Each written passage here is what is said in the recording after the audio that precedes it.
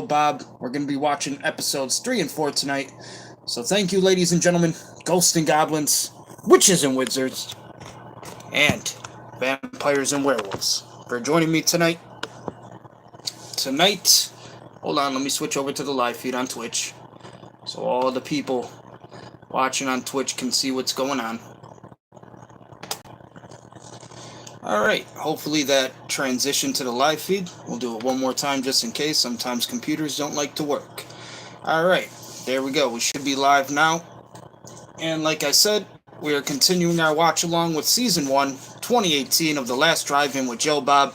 Episodes 3 and 4 tonight, ladies and gentlemen. Tonight, Joe Bob is going to be watching and reviewing some movies. I believe Rabid and the Prowler.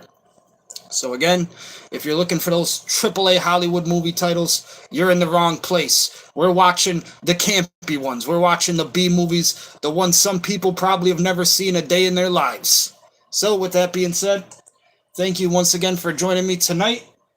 And we are going to get this thing started. I'll let Joe Bob handle the rest.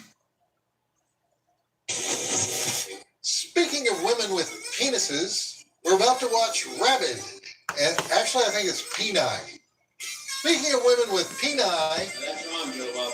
Really? Because if penis is a Latin word. Speaking of chicks with dicks, that's what they used to. You know, one of the main attractions at the famous Show World on 8th Avenue in New York City, my old crew took me down there one night, didn't tell me what kind of show it was, and left me alone in the room with 3 strippers who turned out to be.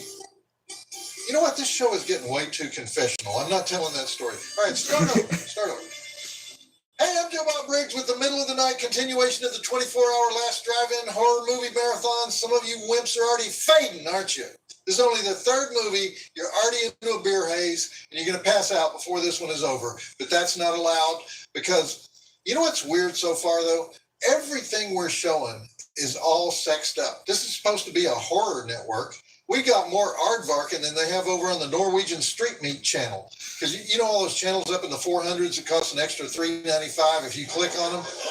Juicy Fat Girls, Locker Room Boys, Jockstrap Butt Dancing. You know, they have everything up there. But back in the 70s, which is where tonight's movie comes from, there was no such thing as regular movies and porn movies. There was just movies. And some of them were disgusting.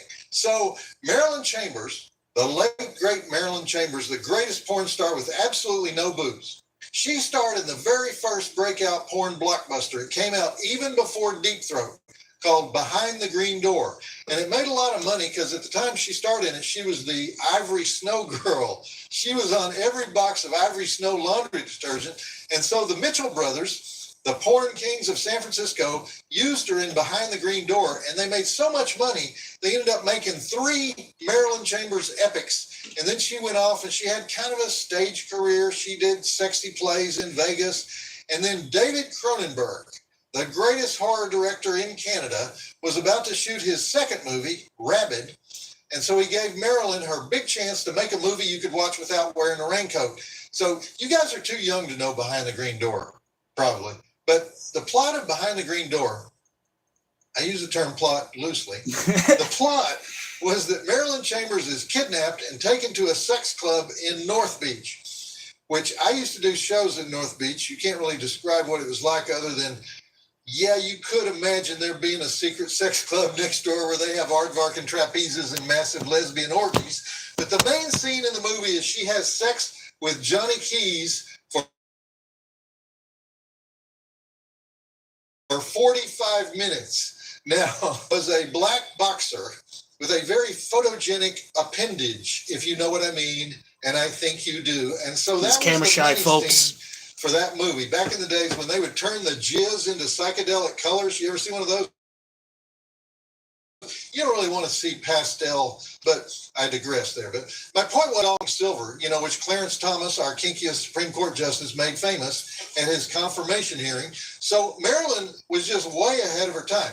So anyway, Rabid is the story of a woman who gets tossed off a motorcycle, burns up, and gets taken to the nearest hospital where the doctor is known as the Colonel Sanders of plastic surgery. So he takes her thigh skin and grafts it onto her face and chest. And pretty soon she comes down with something that looks like rabies, only it's about 10,000 times worse. because she has this little bloody roto-rooter that comes up out of her armpit and slices people up so she can feed on their blood every 6 hours. She turns most of Montreal into zombies before her boyfriend catches her munching on a mutual friend, and let's just say it damages the relationship.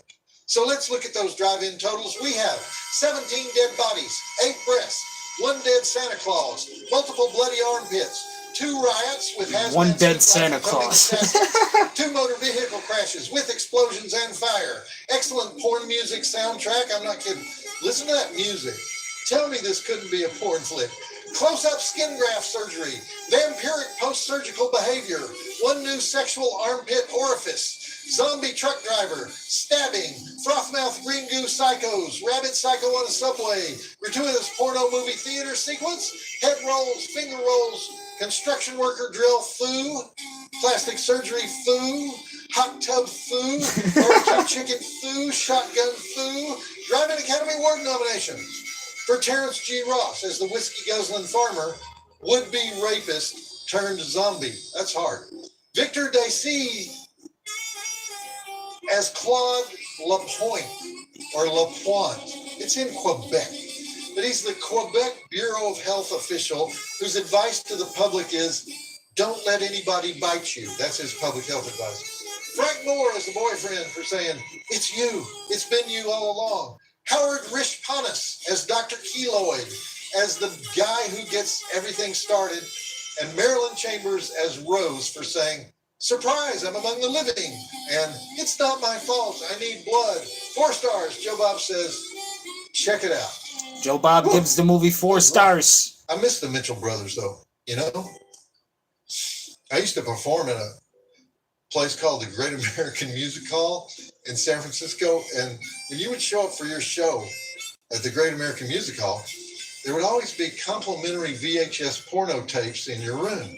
Because the Mitchell Brothers Theater was right next door. It's actually called the O'Farrell Theater, which is where the Mitchell Brothers would make movies and where the lap dance was invented. Can you believe that? So the O'Farrell Theater was very heterosexual. No chicks with dicks at the O'Farrell Theater.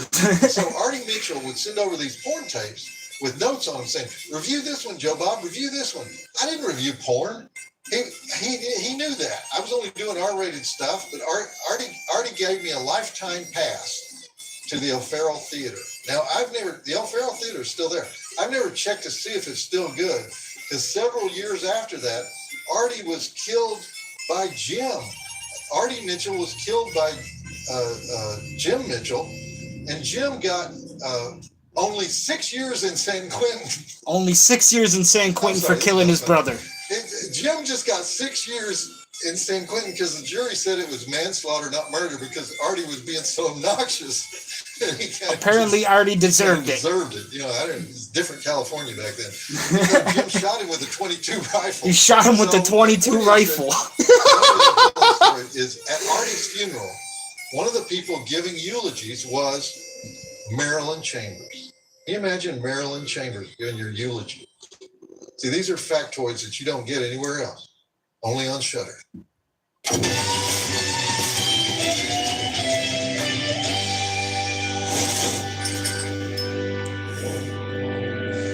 So this is about to be our first segment break in the movie Rabid, and here's Joe Bob's thoughts. You see what I mean about the porn music?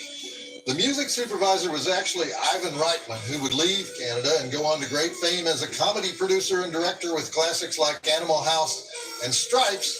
But in 1976, he was just helping David Cronenberg get his little horror movie made.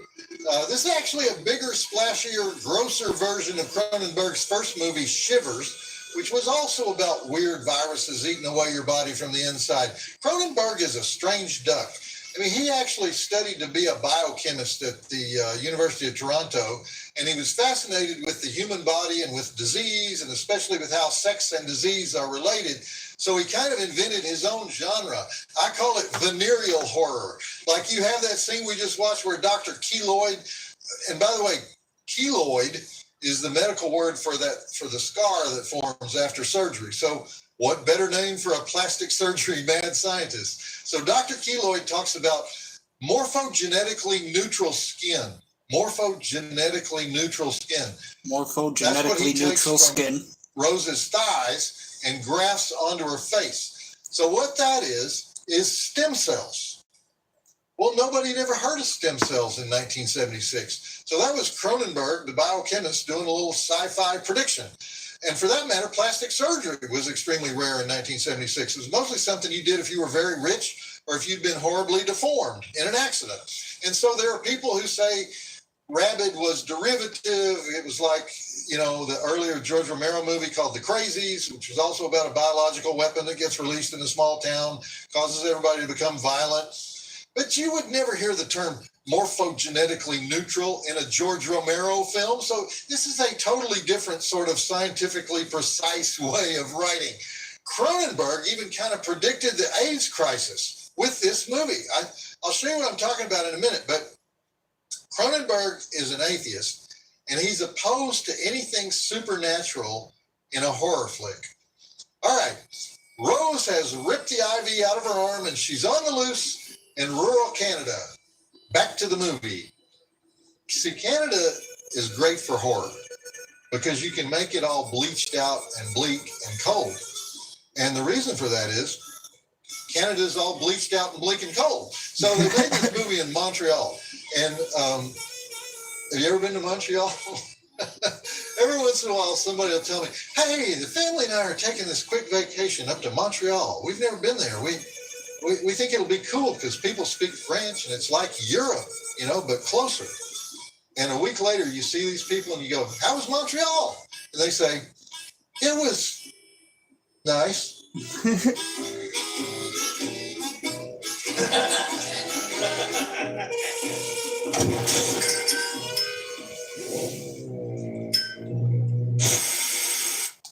Okay, ladies and gentlemen, so one thing I do just want to add before we continue, there is a second segment break coming up here, but the one thing I do just want to add, Rabid is a little bit more, it takes a lot of inspiration from like zombie movies and stuff like that. Obviously, George A. Romero was a pretty popular director in horror around this time, like the 70s.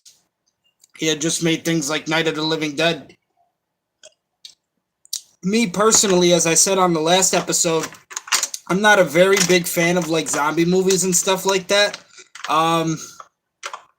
The only time that I would ever even consider myself a zombie fan is when I'm watching things like Resident Evil, but that to me doesn't just have to do with zombies. It's more about how each virus can affect the person differently. So Resident Evil obviously takes a step beyond the zombie realm and kind of just tries to add more with like how each mutation, each tyrant is a little bit different than the other and shit like that.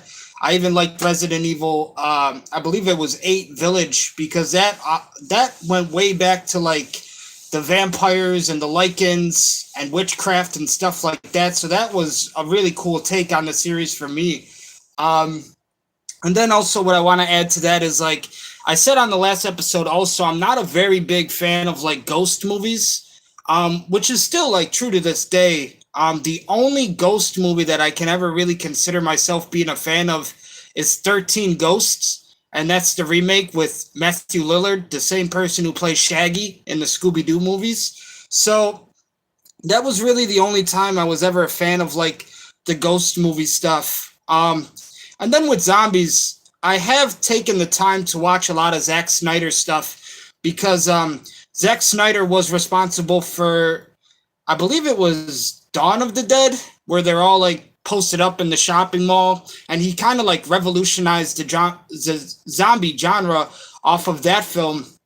And then of course he went on to do like things like Army of the Dead and stuff like that. And I believe he also has another zombie movie coming out. It's supposed to be, like a tie-in to basically his whole career, because the first movie Zack Snyder ever made was, I believe, Dawn of the Dead, which is a zombie movie, and he got George A. Romero to kind of help him on it, even though George A. Romero didn't approve of that movie because it was so different than what he had done with the zombie stuff. But I just think it's interesting that one of the best directors in Hollywood today, if you want to call him that, one of the more notable directors, if you will, is really famous for doing a lot of zombie stuff, and now he's working hand in hand with DC on stuff like Superman and the Justice League. So, like I said, ladies and gentlemen, sometimes the horror genre, it just opens up a lot more of opportunities for a person. And to me, I've always felt like zombie movies and ghost movies, they're pretty much the same. It's kind of like, to me, the easiest way you can make a horror movie. I don't really think that there's any creativity in it. And again, Zack Snyder really made Dawn of the Dead because he was inspired by a movie like George A. Romero's Night of the Living Dead, and he really just took everything that George A. Romero did and just did it in a little bit of a different way. So again, to me, not a whole lot of creativity with those kind of movies. I mean, you just slap millions of zombies on a screen and people got to shoot them and fight their way through the fucking horde of zombies. There's really no entertainment factor there for me. Rabid is a little bit of a different type of zombie movie. Of course, Joe Bob explained how like stem cells weren't even really a thing around the 70s. So it was more focused around like plastic surgery and deformation. Okay, so my question is, what exactly did Rose want from that cow? Is it just that she was cold? Was she going to drink some cow blood? Did she drink some cow blood? Because if you'll recall, the theory about AIDS was that somehow monkey blood got mixed with human blood in Africa. So just saying, Cronenberg takes you into weird places. You do ask these questions. Now listen to what he just said, ladies and gentlemen.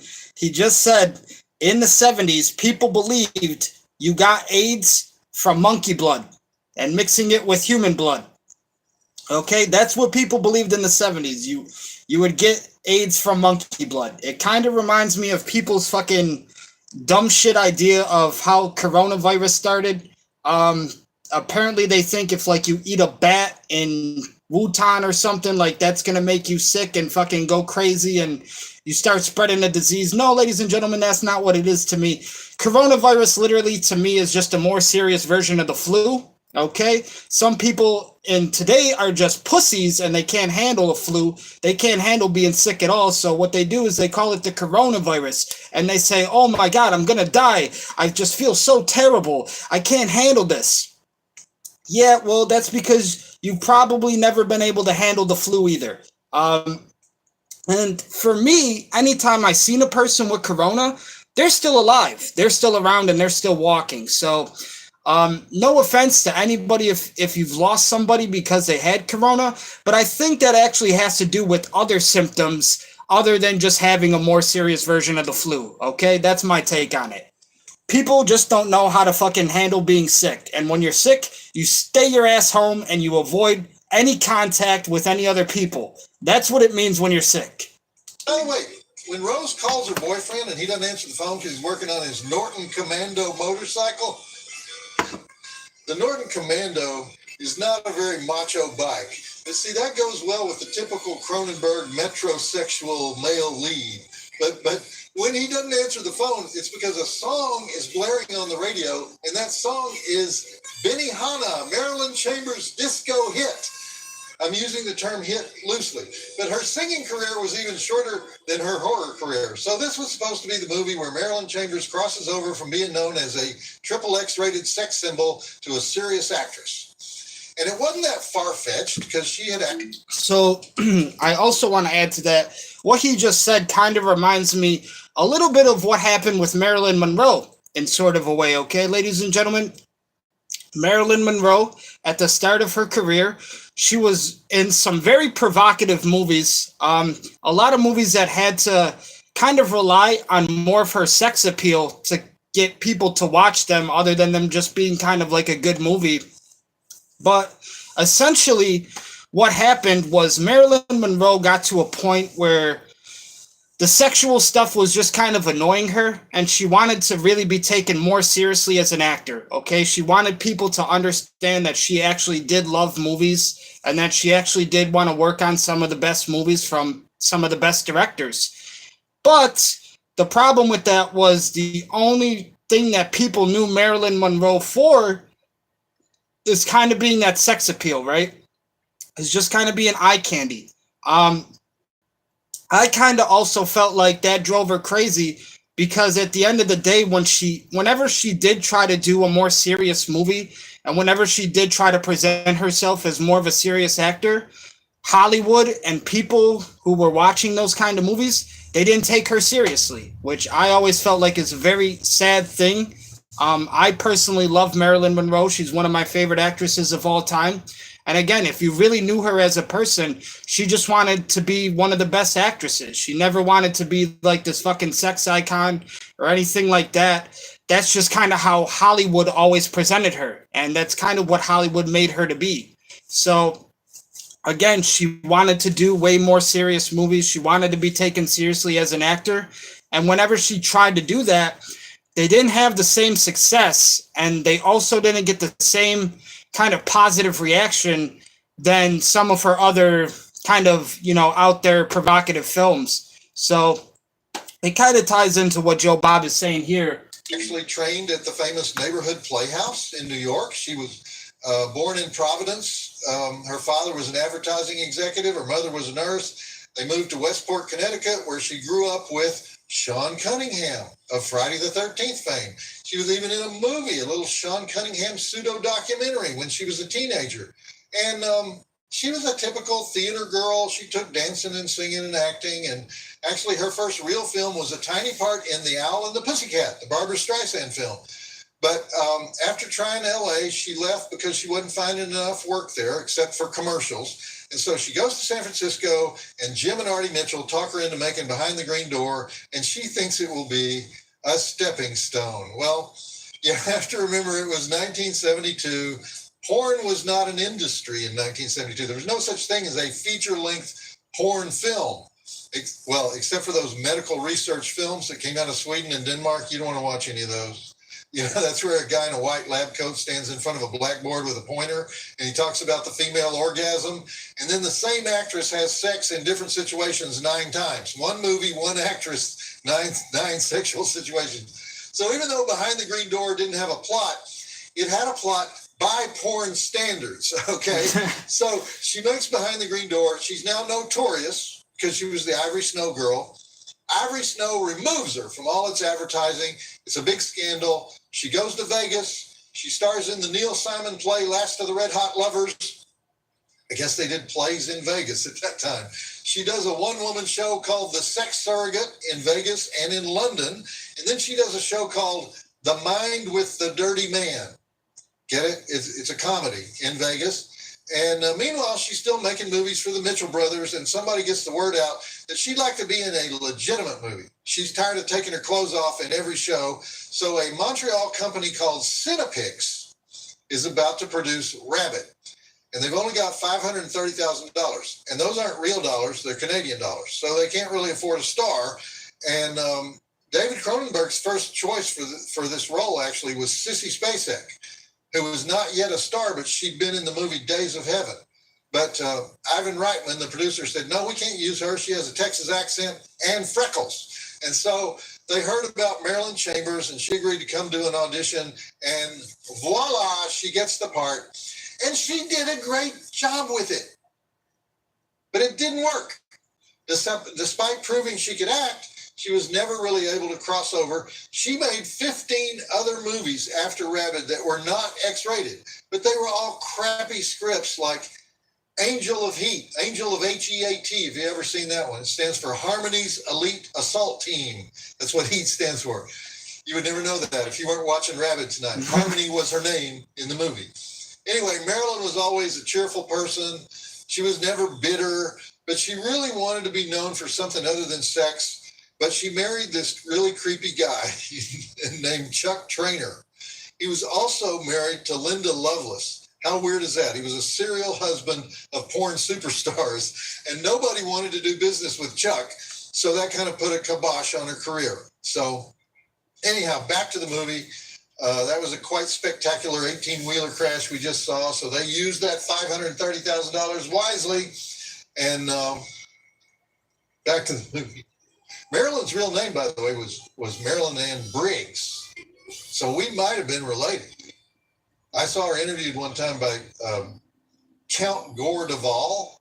You know who that is? He's one of those guys who dresses up like Dracula, does local movie hosting. He was the horror host in Washington, D.C. for many years. I think he's still going strong on the internet. So he's interviewing Marilyn, and suddenly she has these giant breasts, like 92 triple Fs or something, which makes no sense because her trademark was the opposite. You know, that was about a year before she died. She died in 2009. She had a brain aneurysm or something. Very sad. But I'm thinking she got that idea from Rabbit. If she hadn't made that damn plastic surgery movie in 1976, she'd still be the sweet, sexy girl we remember from Insatiable. That's enough. Wow, Insatiable. Hadn't thought of that one in a while. I've never thought of pool tables in the same way since you guys know what I mean. One thing I do want to just add before we continue with the watch along, in horror, you know, really when it started out, maybe in like the 30s, the 40s, you only had like certain actors that were really popular with the genre. There wasn't like a lot of reoccurring roles like how today, like Robert Englund would play Freddy Krueger in every Nightmare on Elm Street, which of course, you know, that's pretty much the way that people know Robert Englund now, is just for playing Freddy Krueger. And obviously he's a phenomenal actor just outside of that. But what I'm trying to say is really around the horror genre, at least at the start of it, for me, I had about 4 favorite actors who were always in reoccurring films. So what that means is they would make horror movies and then they would stay in the horror genre. They didn't bounce around. They didn't fucking make a horror movie and then we're going to go do comedy and then we're going to go do a fucking action movie. For me, there were always 4 main actors, and it was Bela Lugosi, who is famous for playing Dracula. There's Boris Karloff, who most people will know as Frankenstein.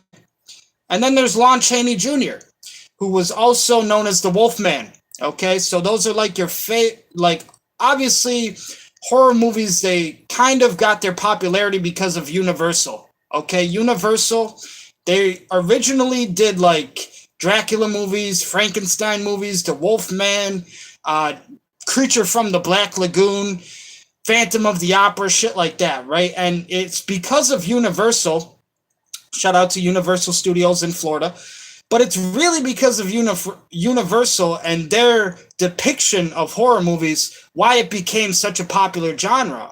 Again, you have to remember, Hollywood wasn't giving any of these kind of directors or even the actors any type of money to make these movies. So for Universal to really take a step in their production team and say, hey, we want to just focus strictly on making these kind of horror movies, that to me was a big deal. And that to me is exactly why I love things like vampire movies, werewolf movies.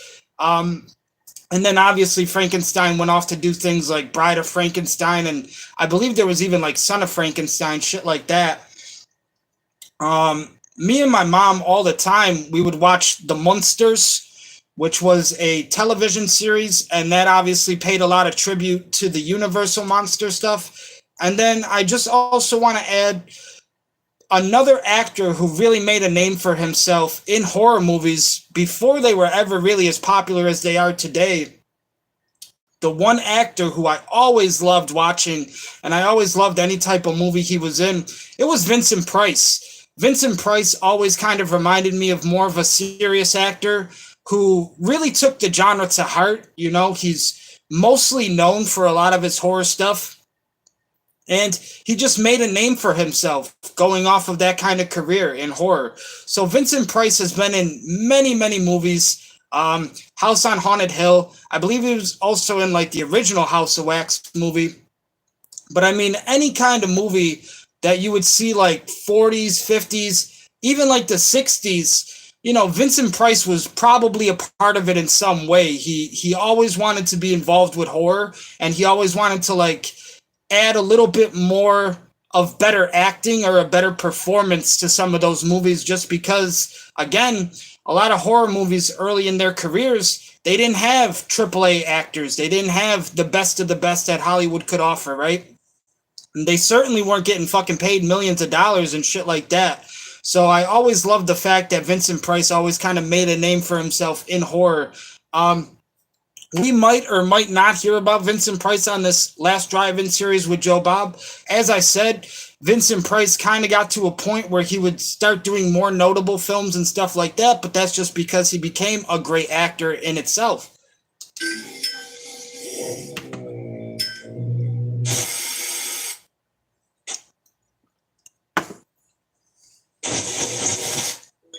Finally, we get the close-up of the armpit Roto-Rooter.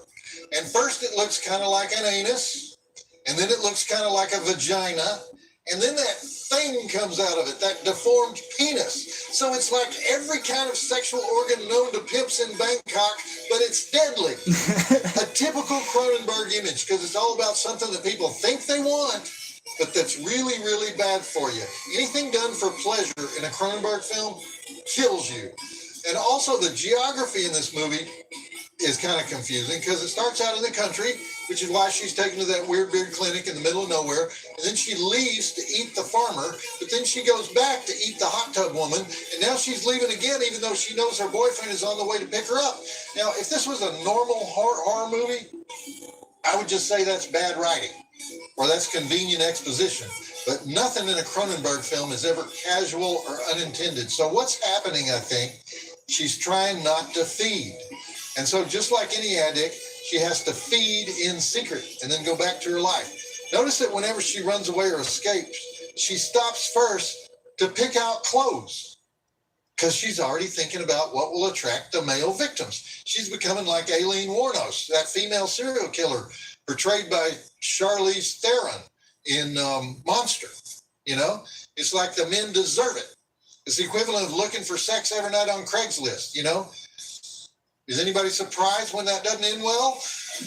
Okay, something tells me that the truck driver made a bad decision. Roll the film. Dr. Keloid, by the way, is played by Howard Rishpan. Montreal actor, lots of TV work, well-known in Canada. And the guy playing Murray, watching the cartoon with the baby, he's a veteran character actor named Joe Silver. Had a lot of Broadway roles, was also in Shivers. And Frank Moore plays the boyfriend. Newfoundland actor. How many people put that on their resume? I'm a Newfoundland actor. Also well known on Canadian TV. And he's a typical Cronenberg male lead in that he never knows what the fuck to do. That's a Cronenberg male. Cronenberg doesn't really believe in heroes. Cronenberg is grim. And that's why we love him. One thing I also want to add before we continue to watch along, ladies and gentlemen, for anybody out there who really doesn't know their movie history, or they probably wouldn't know this at all about Buffalo, New York, down here in Buffalo, and New York in general is obviously like a film capital, you know what I mean? New York City itself really takes film seriously. They take movies very much to heart. It almost competes with Hollywood in a way. But for anybody who doesn't know, down here in Buffalo, New York, once upon a time, we actually did have a movie studio located here in Buffalo. It was Dimension Films, okay? If anybody has ever watched a Dimension movie, I'm sure you heard of Scream, okay? The only problem with Dimension was it was owned and operated by the Weinstein Company. Okay, and obviously, if you know about Harvey Weinstein, that shit didn't last forever. It's also part of the reason somebody like Quentin Tarantino was very interested in doing a Halloween at one point, but that just never came into fruition. Obviously, Quentin would do his own kind of horror movies. Also, Martin Scorsese would do his own kind of horror movies, but Dimension was a film studio located here in Buffalo. It no longer exists. Dimension no longer makes movies again because they were associated with the Weinstein Company. So that obviously went to the shithole.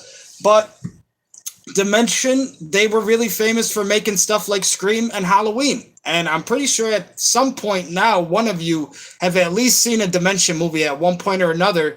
And that was mostly done around Buffalo or like in upstate New York, maybe even Western New York. But most of a lot of those movies were filmed around like a New York area, okay?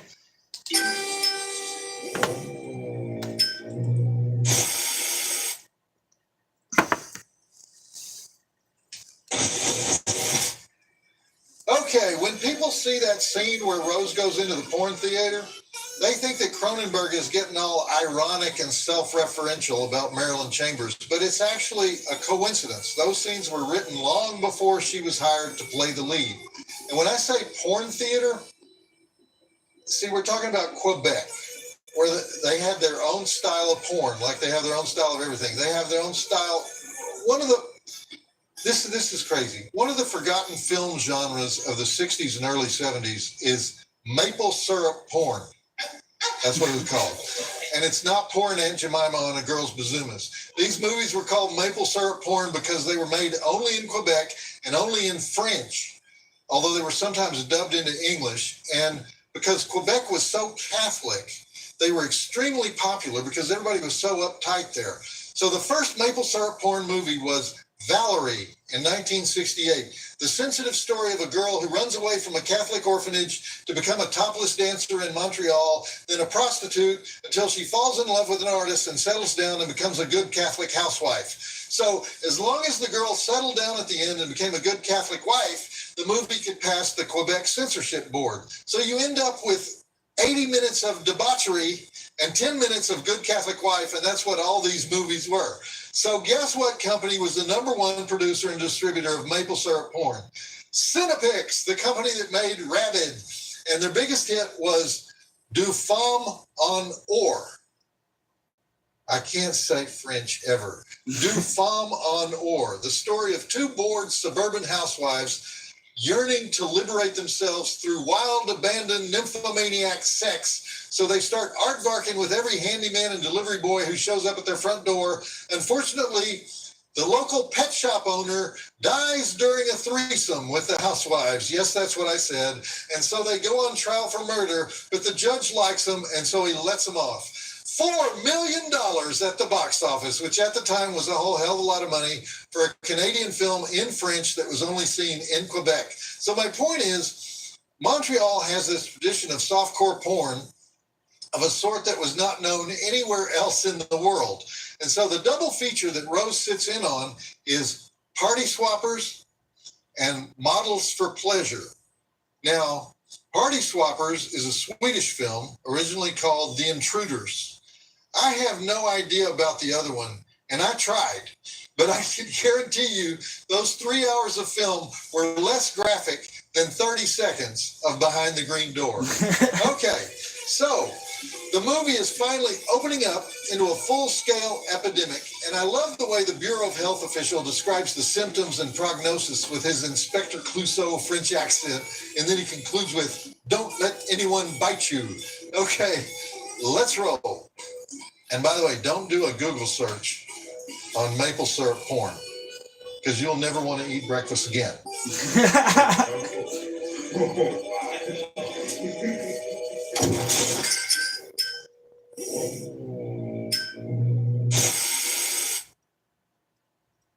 Another segment break here just before the end of the movie.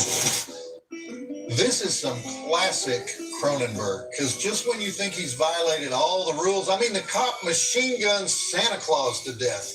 He goes one step further and the baby dies. The baby never dies in these movies. You don't kill a baby. Okay, he does it off camera, but a blood-filled bassinet, that's almost worse than a dead baby. So remember, they're not zombies, because Cronenberg doesn't believe in anything that's not scientifically verifiable, but they seem to act like zombies, don't they? They seem to have a whole lot in common with zombies, and it's not rabies either. The French Bureau of Health guy who was jackhammered out of his car and eaten by the non-zombies assured us that it was not rabies. And now that Montreal is in full-bore martial law survival mode, I should also mention that soldiers with automatic weapons in the streets of Montreal was a hot-button topic at the time due to the FLQ crisis of 1970 that was still fresh in everybody's mind.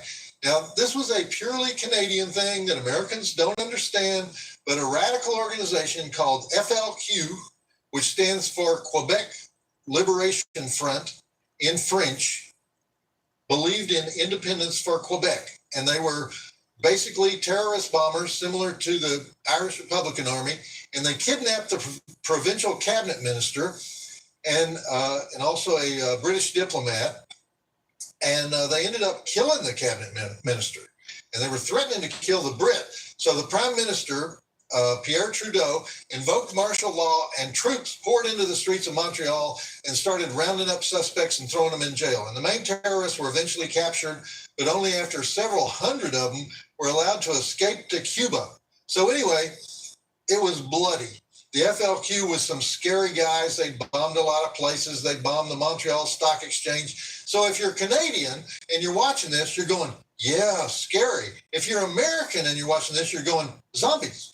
Well, they're not zombies. So, don't call them zombies. And now we move on to the conclusion of rabid. And they don't have rabies. The director did not believe in zombies, ladies and gentlemen. He was trying to be scientifically accurate. Okay, there's no fucking such thing as zombies in this movie. Even though rabid kind of means rabies. I like the European health official who arrives to sort everything out, because he has that matter-of-fact way that the Brits talk, like they're ordering groceries or something, but they're actually describing mass death and carnage and hopelessness. I also love it when Marilyn Chambers writhes in pain. She's good at writhing. Very nice.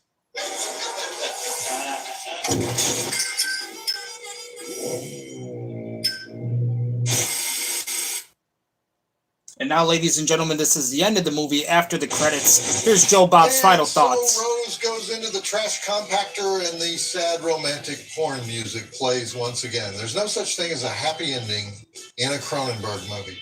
Towards the end, though, they did explain how Marilyn Chambers was able to stay alive when all the other victims are dying within 8 hours. And it's that she's the typhoid Mary of the story, the one person who's immune. So we have to assume that the bloody guy in the apartment who wanted sex with her at the end kills her with his bare hands and his teeth, because she certainly doesn't die from the virus. And of course, even though Montreal is in chaos and there are crazed killer psychos roaming the streets, there's a random guy in Mindy's apartment building lobby whose main goal is to have sex with her. So how could that be true? Because she's Marilyn Chambers. David Cronenberg would go on to be one of the most famous directors ever to come out of Canada. Shivers, Scanners, Videodrome, the remake of The Fly with Jeff Goldblum, which wasn't so much a remake as a total rewrite. Naked Lunch, Crash. Crash is probably the most depressing movie he ever made, but you can't stop watching it. It's a movie so disturbing it was disavowed by its distributor. So Cronenberg is one of our greatest horror directors, but he doesn't really think of himself as part of the horror genre. He just uses horror as a way to express his various scientific theses and still be commercial. See, now I also heard Quentin Tarantino actually kind of feels the same way. I believe also, not only did Quentin Tarantino help make and write the film From Dusk Till Dawn, he also made his very own horror movie, which was not that well received from the public. And I kind of think that's why he almost avoids the genre now. I would always love to see Quentin Tarantino come back. He's one of my favorite directors of all time. But his last attempt at making a horror movie, even though it, followed in all the traditional stuff, I mean, he basically made like a slasher movie turned into a revenge movie, because there's 2 points of the movie that you get to see. You really get to see the first half of the movie from him is basically telling it from like the killer's perspective, and then the second half of the movie is telling it from the victim's perspective, who are out for revenge. But obviously the movie I'm talking about is Death Proof, which he worked on for the double feature with Grindhouse. But it's kind of sad that, when Quentin Tarantino kind of attempted to make a movie like Death Proof, that Hollywood really didn't fucking like it, and basically fans who watched it didn't like it either. I think it's a great movie. I mean, I've tried to fucking put it on my YouTube channel, but of course the copyright won't allow any of that. But what I'm trying to say is, Quentin Tarantino also doesn't associate himself with that genre, even though he has made movies in that genre. Quentin Tarantino was obviously way more of like a spaghetti western and kind of like a crime guy, but he has attempted to work on movies like that because he does love the horror genre. As I said earlier in this episode, he even was once offered the opportunity to work on a Halloween movie, and that could have possibly happened, hadn't have been for like all the bad reputation that he would kind of get from his horror movies. But again, when I would watch them, I always thought that they were great. Again, they're not movies about fucking zombies. They're not movies about fucking ghosts. They're actually movies about serial killers, okay? And that's the type of stuff that I love. And even when somebody like Martin Scorsese makes horror movies, again, they're not related to zombies. They're not related to fucking ghosts. One of my favorite Martin Scorsese horror movies is Cape Fear, okay? Cape Fear with Robert De Niro. Now, when you think about somebody like Johnny Depp, who kind of got his career started in the horror genre, Johnny Depp became really good friends with another director who is very notorious for horror, kind of like an opposite statement to what we're saying, but a director who is very notorious for his horror films and actually got a lot of approval is Tim Burton. Okay, obviously Tim Burton, not only did he work on horror movies, Tim Burton also directed some Batman movies. Okay, so that kind of goes to show you again, your career can kind of go different places when you take those kind of shots and those kind of risks. For certain people like a Tarantino, they didn't approve of those movies. They always wanted Tarantino to make stuff about California, and they always wanted him to make stuff about Westerns. They wanted him to avoid the horror genre, even though Quentin Tarantino loves it. Martin Scorsese, I think, has made some very phenomenal horror movies, not only Cape Fear, also Shutter Island, which is more of like a psychological thriller. You kind of have to really know what's going on in that movie to be entertained, because it's not a lot of movie where you're going to see a lot of violence or killing people, but it is still a horror movie nonetheless. But of course, Scorsese, people would rather watch his Italian mafia movies and shit like that. So they weren't really successful in the horror department, but one of the directors who actually broke through, Tim Burton, was able to do that kind of stuff early in his career, and then people appreciated it so much. I mean, just look at the stuff he's doing now. He still pretty much works in the horror genre, because I'm pretty sure that's where his passion is. But, if it wasn't for Burton and Johnny Depp working together and kind of having that much passion in their horror movies, who even knows if somebody like Johnny Depp or Tim Burton would be as notorious as they are today, right? So Rabid earned $7 million at the box office on that budget of $500,000, and they've talked about a remake. Actually, very recently. I'm not a fan of remaking classic horror films. If you're going to remake a movie, remake a bad movie, make it better, but that's never what they do. Okay, we haven't checked with the mail girl in a while. How you doing, Darcy? Come on. You are going to love this. Really? Yes. Tell me about it. Okay, so I've been talking to your fans online, and we decided we want to play a game with you. I already hate this. Go ahead. So, you are the world's foremost expert on horror, correct? Yeah, of course. We are going to play a little game called Stump Joe Bob. Stump Joe Bob. Yes. You can't stump Joe Bob. Are you scared? No. Okay. Who was the first actor after Boris Karloff to play Frankenstein's monster in a film by Universal Pictures? You got it, Joe Bob. Christopher Lee. Glenn Strange. So are you sure that's not your official answer? That's my answer. It's Glenn Strange. It's got to be Glenn Strange. Okay, so you're saying you don't know. No, it's Glenn Strange. It is Glenn Strange. It's Dale Van Sickle. Who the fuck is Dale Van Sickle? Who the fuck is Dale Van Sickle? He played Frankenstein, and we don't even know this fucking guy. The first actor after Boris Karloff. Hello, do you not remember Hell's a Poppin', the classic from 1941? We knew Who would know that? Hell's a like Poppin'. everywhere. Have you not seen it? It's actually a really, really good movie. This is not fun. I'm not kidding. It's amazing, Okay. and you should know that. It's not a trick question. Anyone that knows what they're talking about would know that. This used to be more fun. The mail girl is supposed to be sweet. I am Okay. sweet. Anyway. anyway. Even the experts can get stumped, ladies and gentlemen. Again, I'm no fucking historian myself. Sometimes we all make mistakes, and sometimes you don't know the fucking actor after Boris Karloff to play Frankenstein. All right, after the break, a guy who shops at Army surplus stalks a New Jersey town in the only movie named after a travel trailer. You know what I'm talking about, right? Oh, yeah. 3 down, 300 to go in the all-night, all-day Joe Bob Briggs 24-hour horror marathon. Stay with us. We're saving some of the good stuff for later. All right, ladies and gentlemen, looks like we're about to get into episode 4 here, which he will cover the Prowler. So let's just pause that before we get into this episode. We'll take about a 1.5, 2 minute break, and then we'll be right back with The Last Drive-In, Season 1, 2018, Episode 4. Joe Bob's is going to talk about the Prowler. Okay, again, we just got done with our coverage of Rabid, which was kind of like a take on a Canadian director's zombie movie, if that's what he wants to call it. But now, Joe Bob is going to watch The Prowler, and we'll talk about that when we come back. So, ladies and gentlemen, thank you so much for being here with me tonight. I appreciate it so much.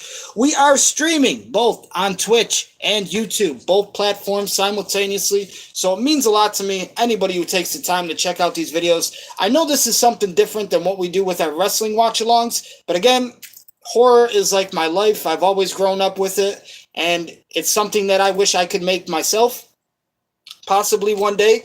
But right now, we're just going to hang out, and we're going to watch some Joe Bob Last Drive-In and see how he feels about some of these movies. So we'll be right back, ladies and gentlemen.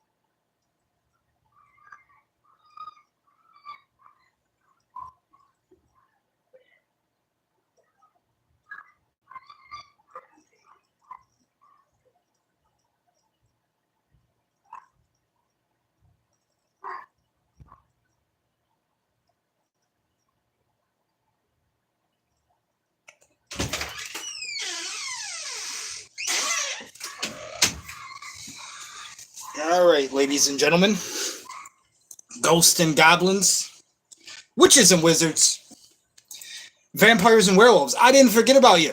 We're going to keep the party going here with Joe Bob. And right now, he's going to watch a movie called The Prowler. And we'll see how he feels about that. First, we got to get through the drive-in totals. We'll see how Joe Bob totals up the movie and see how he rates it. You know what burns my bacon? You don't burn Joe Bob's bacon. And they won't stop fiddling with their phone. Stop fiddling with your phone, okay? This is my theme today. That's also just one thing I want to add. Whenever I've seen people cook bacon, it's always kind of like a preference thing. There's like no real time limit on how you fucking cook bacon. This, I promise you, this is all related. But, you know, it's always kind of like some people like their bacon fucking like really crispy and like fucking you snap it and it's gonna crack into a million little pieces. And then some people like that chewy shit. If it's chewy, it's probably not cooked all the way, which you probably want to do with your bacon considering it's pork. But also, ladies and gentlemen, it's just, there's no fucking time limit on how you cook bacon, right? It's all a preference thing. Anytime I've asked people, how long do you cook bacon? They're like, just cook it until you think it's done. So you don't burn Joe Bob's bacon. You fucking got to cook that shit perfect, and then you might get an honest review out of them. By the way, we're almost to the 26% point of the 9,000-hour Joe Bob Briggs Last Drive-In Marathon, so I thought we might need to show a movie that doesn't make a lick of sense, because we hadn't had one of those yet. So we're going to watch The Prowler in just a minute from 1981. Not the most famous slasher film that ever came down the pike. And since it's impossible to watch The Prowler without outside stimulation, if you know what I mean, and I think you do, you should go to work on that right now instead of later. Tom Savini did all the kill scenes in this movie, and they're stellar. They may be too stellar. They go on forever. I do want to add to that note, ladies and gentlemen, Tom Savini is very famous in the horror community because Tom Savini really made a lot of practical effects over special effects, okay? Nowadays, when you watch horror movies, they're mostly going to be done, all the effects are going to be done on some kind of software, some kind of like Hollywood fucking budget. And what Tom Savini did is he was able to take practical effects and put them in horror movies and just make them look fucking great, okay? So he worked on things like Friday the 13th is really where he kind of made a name for himself with practical effects. How Jason would kill people, right? When he puts a fucking, when he puts like a fire poker through your throat, that all has to be done somehow in practical effects, okay? Because again, some of these movies, they didn't have the budget to have like computer editing software and shit like that. Special effects are more done today. So if like, obviously if Jason was to shoot like a fucking crossbow at somebody's head while they're driving a jet ski in the fucking lake, that's mostly all going to be done through a special effect and through computer editing. But back then in fucking the 80s, you had Tom Savini, who was a practical effects genius. Tom Savini also most recently is responsible for the creation of the Fiend mask. Okay, so it was the mask that Bray Wyatt would wear to the ring as the Fiend. He is responsible for the design of that, okay, because Bray Wyatt obviously loved horror movies. He was really big into that kind of genre. And so what better person to get to design a scary-ass horror mask than Tom Savini, right? So Tom Savini also responsible for the design of the original Fiend mask worn by Bray Wyatt. Rest in peace, Bray Wyatt. We love you. But anyway, just get this phone thing off my chest. I want you to consider some cause and effect scenarios, okay? Maybe the reason you got jostled from behind 3 times today in the mall is that you were stopping, starting again, standing still, then jerking around in the middle of the walkway while fiddling with your phone. Okay, a second example. Perhaps there's a connection between the dazed, vacant look on your face when the bus driver asks you for the 4th time to remove your backpack and the fact that instead of observing the pregnant woman trying to squeeze past you, you were in fact fiddling with your phone. But let's continue. I think there might be some correlation between the fact that you failed to acquire some dude's business card during the conference you had downtown, causing you to frantically search for him later on LinkedIn, and the fact that during the actual presentation, you were mostly, yes, fiddling with your smartphone. Now, why is it called a smartphone? Because it's not smart. It's a computer.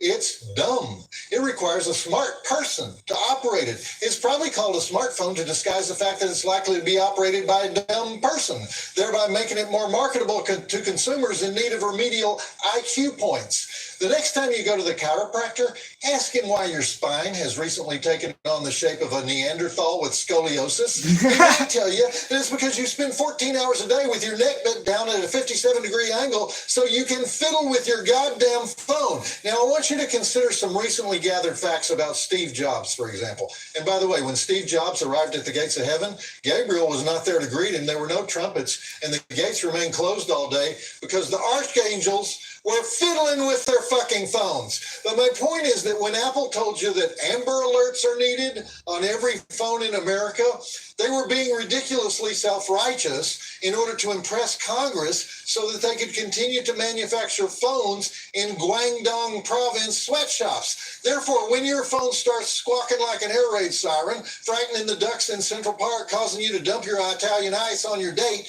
the result will not be the rescue of Amber from a pedophile. Since you have chosen to let your phone run your life, you are now at the mercy of a junior grade police lieutenant in Allentown, Pennsylvania, who is searching for a beige Chevy Camaro driven by a suspect named Cletus. You are not going to see that Chevy Camaro. You are not going to recognize Cletus. You are being fiddled with because you spend too damn much time fiddling with your phone. Many years ago, Oprah Winfrey told you to stop fiddling with your phone while driving. Did you listen? Today, there are 8 deaths and 1,161 injuries per day caused by motorists fiddling with their phones. When Hurricane Harvey hit Houston, were you concerned about your possible death or that you might not have access to food and water? No, you were not. You were frantically banging on the door of the Baptist church to find out whether their electrical outlets still worked so that you could recharge and fiddle with your goddamn phone. You're one of those people who compose long emails on your phone, aren't you? Aren't you? You're trying to reestablish contact with your scuba guide on the Great Barrier Reef, and when you finally meet up later, you say, "You didn't get my email?" No, he didn't get your email. He was 20 meters down in a shark cage. Okay? Have you ever wondered why there's a silhouette of an iPhone on your stomach? It's because instead of tanning at the beach like a normal person, you have been fiddling with your sand-encrusted phone. Airplane mode, all right? Airplane mode was invented so that you could fiddle with your phone while flying, but that wasn't good enough for you. You never even turn on airplane mode, do you? You're texting your Latvian lover. I know you are. When they finally recover the debris from Malaysian Airlines Flight 370, they will find, clutched in a death grip, a phone that was trying to ping the tower on Diego Garcia. You use Snapchat, don't you? And yet you want me to take you seriously. The phone totally controls your life. On the one hand, you're ready at a moment's notice to shoot video of the racist cop blowing away a motorist and then planting a throwdown gun. And on the other hand, you're ready to send me a selfie of yourself with a dog nose. You always keep that video app ready in case your math professor says something gross about women so you can get him fired later. But you make sure the play button is active and 1/8 inch from your thumb anytime you board a United Airlines flight. Because after all, if it wasn't for social media, there would be no order in the world. Sometimes you fiddle with your phone while fiddling with yourself, don't you? Anthony Weiner didn't invent that. He just perfected that. Now, this is not only gross, it's potential jail time. So I hope you're entertaining an FBI agent. I really do. The last time I went into T-Mobile, I was told the phone I wanted cost $850. So I said, you just spent 5 minutes describing how cool the camera is. Now, that's actually a true statement, ladies and gentlemen. I think kind of myself, like, phones are completely overpriced nowadays. I mean, there's people out there, they can afford, like, these fucking $1,000 iPhones and shit. That ain't me, right? My fucking Android that I'm running off of right now, this thing was $60, okay? And I basically got it because the last iPhone that I had, which was like an iPhone 5 or a 6, the screen started to like pop out of the case, like the fucking encasing that the screen was being held in. And then I looked up what that meant, and it basically meant that the battery was dying and that at some point my phone could potentially also explode because the battery was defective and it wasn't taking a charge anymore. I mean, I would charge this thing, it would be like 100% at full battery, and then I would leave the house. Fucking 15, 20 minutes go by. This thing's already at like 30%, and the screen was popping out, and I'm like, what the hell is going on? Basically, the phone could have blew up at any second in my hands. But it didn't do that. It just got to a point it no longer fucking would accept a charge, right? Because the battery was just fucking kaput on me. So fucking once it didn't accept a charge anymore, I couldn't use the phone. I had to get a replacement somehow. Again, I don't have fucking $800, $1,000 for these brand new fucking iPhones and shit. I mean, that to me is also outrageous. You're basically just paying for like a camera feature, because really all I use my phone for is to talk to the two people who want to fucking talk to me, like my mom, and then also to listen to music, okay? What I'll do now with my phone actually is I'll use that to also record music. So when I record my songs, I basically do it all off of a $60 Android, you know, and there's probably rappers or producers out there who are using like the best equipment possible. They got fucking state-of-the-art studio setups and shit. Me, I'm getting all my shit done on a $60 Android, so it is still very possible. I even started making YouTube videos on it was called a flip video camera. It wasn't like Sony or anything like that. Again, ladies and gentlemen, I don't have that kind of fucking money to buy Sony cameras when I'm fucking like 12, 11 years old. But really what I started doing with my first kind of YouTube videos, I would just take a little flip video camera. I would sit there, I would record the screen, and then I would kind of edit that all myself. But even that, I mean, I think that camera was about $50 at the time. I don't even think they make flip video cameras anymore. And no, I don't mean flip like the fucking screen flips or whatever. That was the name of the brand, Flip. Okay, they also kind of invented like the GoPro, okay? The little GoPro that you see on like people wearing it on their head or whatever nowadays. They also kind of started that. It was like a flip, but it was a way smaller screen, and you could like put it on your head and you could travel around with it for like first person kind of perspectives and shit. But all of the things that I've ever done were always on a fucking budget, and my budget was never $1,000. I've never even had a fucking $1,000 in my bank account to this day, okay? And I try to get all my shit done basically on about a budget of like $50 to $100, okay? So when you hear my music, it's all basically recorded through my phone, and then I just apply that afterwards to whatever service I need to put it on. I can't do it on YouTube because YouTube just fucking copyrights everything, wouldn't be allowed. So really I try to get by with putting it on something like an Instagram, so that way I can at least still have some type of a catalog. I can at least show people that I'm at least doing something still. Is it the fucking best of the best quality? Absolutely not. I mean, you got fucking studio engineers, you got fucking Sony with their top state-of-the-art kind of quality production.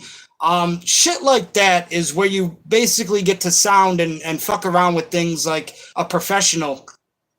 All I'm doing is just kind of trying to put my ideas out there and maybe get somebody interested enough to fucking sign me or something, right? But again, ladies and gentlemen, you have to remember, like, we're living in a day and age now where people can afford like these really expensive fucking phones, and it just blows my mind because I was never in that kind of position, and I kind of get scared about it all the time today. Like, if something like my phone was to break, even my PlayStation 5, which is basically like $500, I mean, that took a bite out of my bank account, you know? I don't have another $500 to just replace that, you know? So I try to be very careful with the things that I do own. And I'm not trying to like downsize them by saying that they are low budget, because again, they do help me get me to where I need to be. But are they, is my phone the best quality possible? Absolutely not. Am I doing it just so I can have something to put out there? Absolutely, right? On this phone. So give me a phone with no camera and take off $200. And the guy says, there is no phone with no camera. This was his actual reply. There is no phone with no camera. He said, you don't want a camera? No, I don't want a camera. And you know why? Because I don't want anybody saying, take a picture of yourself. I'm tired of taking pictures of myself. I've even thought about, you know, potentially upgrading the phone that I have now, because the camera is it's not the quality that I'm looking for. It is a quality. Don't get me wrong. It is, it is about 60 frames per second. But like I said, compared to like some of the iPhone stuff, I mean, it is outdated, ladies and gentlemen. And I've even thought about upgrading myself, but with my position, it comes down to like, do you want $200 for a new phone, or do you want $200 to fucking feed yourself? You know what I mean? And to pay bills. So that's kind of where I'm at in my life. I don't really get to enjoy the finer things in life. I don't really ever get to like travel. I've never been on a vacation in my life. I basically spent all my life, all 26 years here in Buffalo, New York. I don't know what a fucking another country like England would look like in person. I don't get to go anywhere. You know what I mean? One of my dreams is to actually go to New York City. But even that, I mean, that's completely out of my family's budget and myself, And what I mean by my family is just my mom. My mom has kind of raised me her whole life. I remember once upon a time, my dad actually did travel to Washington, D.C., but that's because his side of the family had family that came from Washington, D.C. and Maryland. So he would go down there kind of to visit them. And I remember the one time he wanted to take me on a trip to Washington, D.C., but I couldn't go. I had to do summer school, and he was really fucking pissed at me. He didn't understand, why I got bad grades or why I just wasn't good at school. I kind of had to pass the grade with summer school, and I did. I never failed a grade in my life, but it would take things like summer school to kind of get me to that extra point. And when you're doing summer school, that takes away your summer. You know what I mean? So I didn't even have the ability to enjoy my summers. I always had to be in school, and I always had to be fucking doing schoolwork in these hot ass fucking classrooms and shit. And I remember him being really pissed at me for that. I'm sorry, I guess. I don't know, but I never got to experience even, when he would do something like that, I couldn't go because, again, even though it's my dream to work on, movies and stuff like that, I mean, I would never fucking have made it into a New York Film Academy just because, one, I don't have the money in my bank account, and I also didn't get those kind of grades. My best option was moving down to Florida, studying at Full Sail University to try and study directing and writing, because that's obviously my dream, to be a writer and director on my very own movie. I take that very serious. I want to write and also direct it. But even then, I mean, I don't have the kind of fucking money to move down to Florida and just live there. And then on top of it, pay for school tuition and shit like that. So that's kind of what happened with me. Again, ladies and gentlemen, I've just never had that kind of a bank account. I've known Buffalo my entire life. And that is what it is to me. I've never got the chance to fucking experience anything different. And Buffalo is what I know. So that's why I love Buffalo so much. I hate when people always put it in a bad perspective, because that just makes me hate that person. You know what I mean? I mean, this is my life. This is all I've ever known, and this is all I've ever loved. So when people always talk about Buffalo in a bad way, I kind of try to check them. You know what I mean? Because it's like the people who usually talk bad about Buffalo are the people who are never even fucking from here or anything like that. So, I always take it serious because, again, I've never had the option to even go to like New York City, which is a dream of mine. But again, that all costs money, ladies and gentlemen, and it's money that I do not have.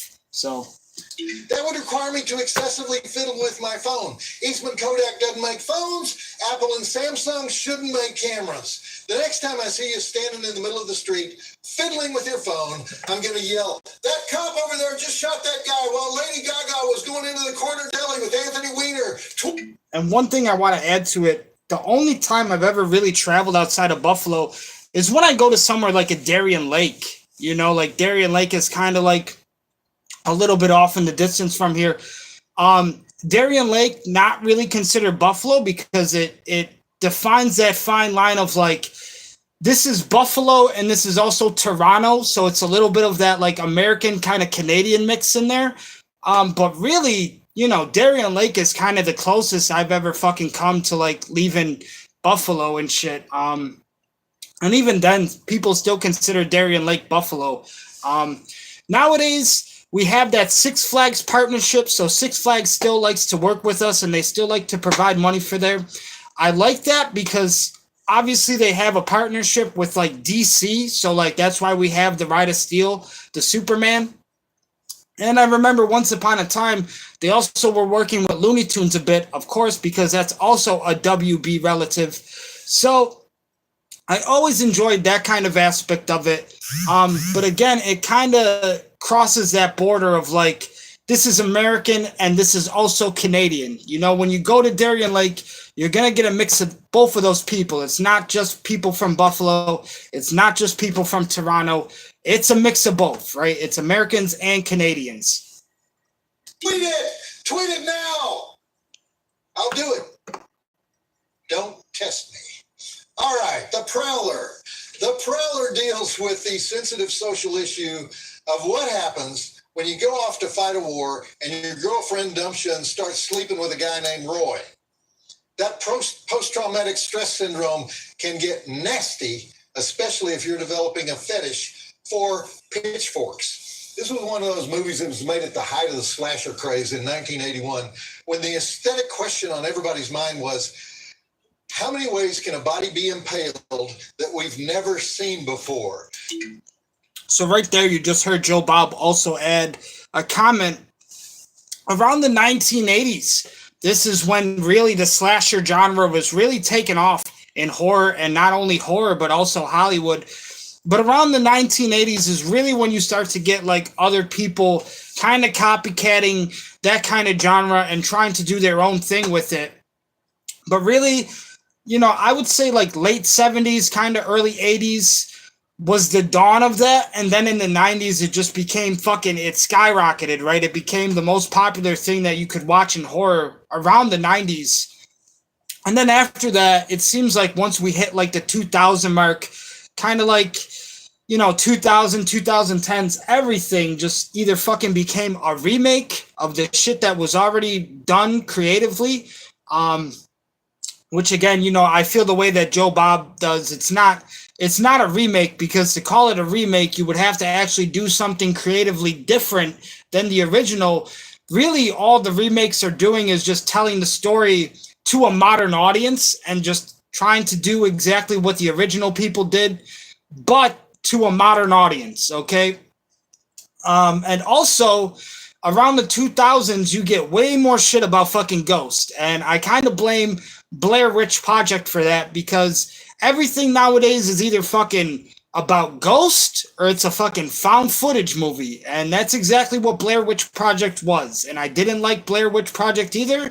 I remember watching it when it first came out and I said, holy fuck, this is what horror is about to become. And I hated it because myself, I am a personal fan of the slasher genre, right? Slasher genres are my top tier, and I put shit about ghosts and found footage pretty much down here. So that's where I'm at. You don't get a lot of poisonings in slasher films, hence the name. One interesting thing about this movie is that it has virtually the exact same plot as My Bloody Valentine, which came out the same year. My Bloody Valentine was made in rural Nova Scotia. The Prowler was made in rural New Jersey. Both of them involve the old prom night plot about the killer who comes back to even the score, and both of them feature that guy character actors. You know, by that guy character actors are people who appear on screen and you go, oh yeah, it's that guy. I've seen him before. I think I have, maybe not. Yeah, let me see him again. Yeah, it's that guy. And so the that guys in this movie are Farley Granger and Lawrence Tierney. Okay. Well, let's take a look at those drive-in totals. We have 10 dead bodies, 10 breasts. 10 breasts. Lots of cat and mouse in dark rooms and hallways. I hate cat and mouse. Vertical bayonet head slicing, spooky old house maze fleeing, aquatic throat sawing, aggressive point of view cemetery camera, strangulation with reverse larynx spearing, casket cracking, exploding head, double pitchfork impalement, massively annoying violins and cellos on the soundtrack, gratuitous World War II newsreel footage, gratuitous jitterbugging, gratuitous roadster, gratuitous hairband, Double barrel sawed-off shotgun foo. There's double barrel shotgun sawed-off foo, ladies and gentlemen. You got double barrel sawed-off shotgun foo. That's got to add something to the ratings. Bayonet foo, and of course, pitchfork foo. Driving Academy Award nominations for Vicki Dawson as the aspiring babe journalist who's so smart she hides under the bed. Christopher Goutman as the dim-wit deputy who keeps breaking into the same house. Cindy Weintraub as Lisa, the girl who likes to flash old men in wheelchairs. And Tom Savini, who painted the room red. 2.5 stars. Only 2.5 stars, ladies and gentlemen. Barely even a 3-star movie for Joe Bob's movie rating. Well, ladies and gentlemen, we're going to see how Joe Bob feels about the rest of the movie.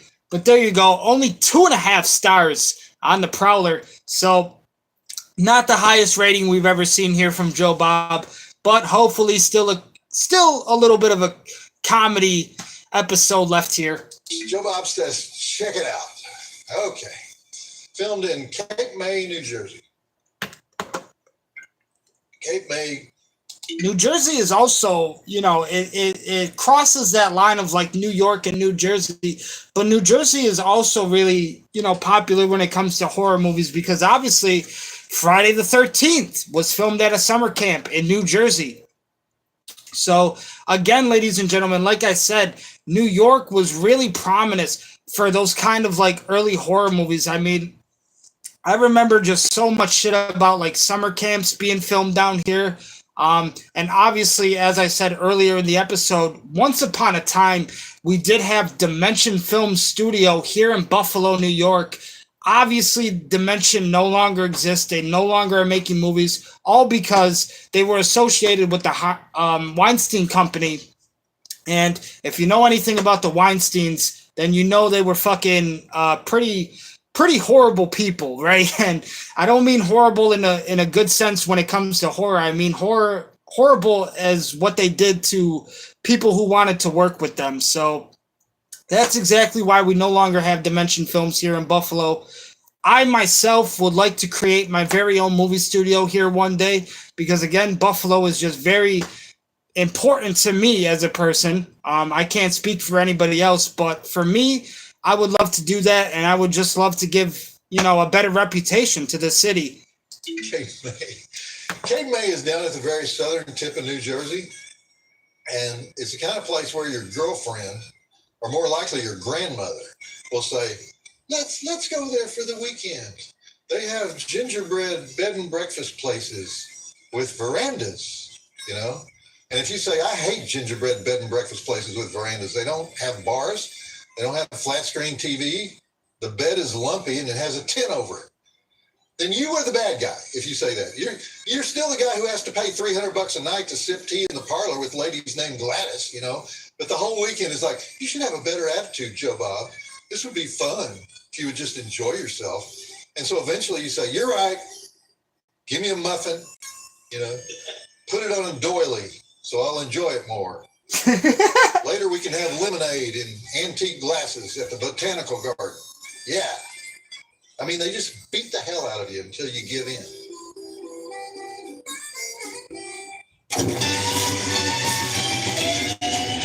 The Prowler. Only a 3.5-star movie here for Joe Bob.